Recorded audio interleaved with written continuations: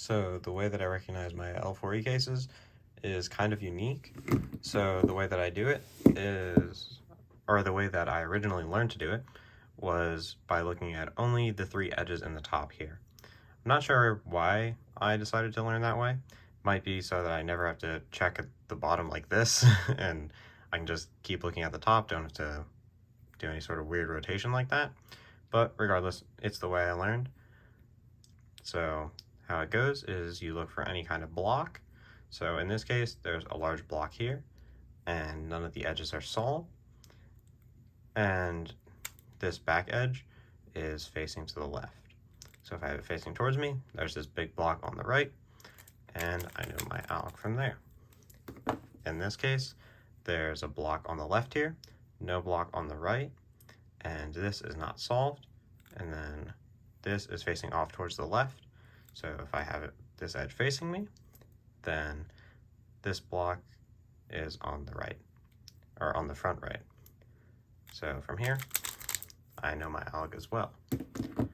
Now the reason you have to look out for solved edges is because of cases like this. So I have this block here, no block here.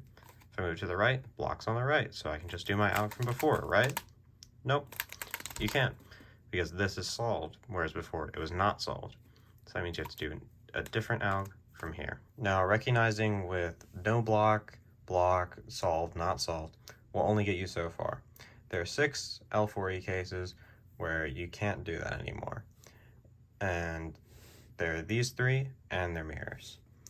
Now, the way I recognize these cases is by the fact that all of them will, in the top layer, have 2 matching colors on the non-last layer edge. So, to walk you through, that means that these 2 colors, or these 2 edges, have a matching color.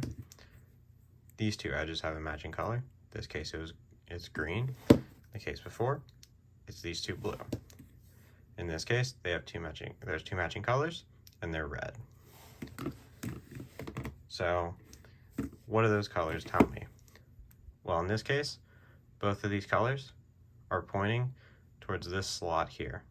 So, from that, I know that this piece needs to be inserted in the slot that both these colors are pointing towards. So I do that. Boom. For this case, both these are pointing towards the back. So that tells me this edge needs to be inserted into the back. And from that, I know my alg. And then here, both these reds are facing forward. So it kind of goes around like that and spins towards me. And then this needs to be solved into the front.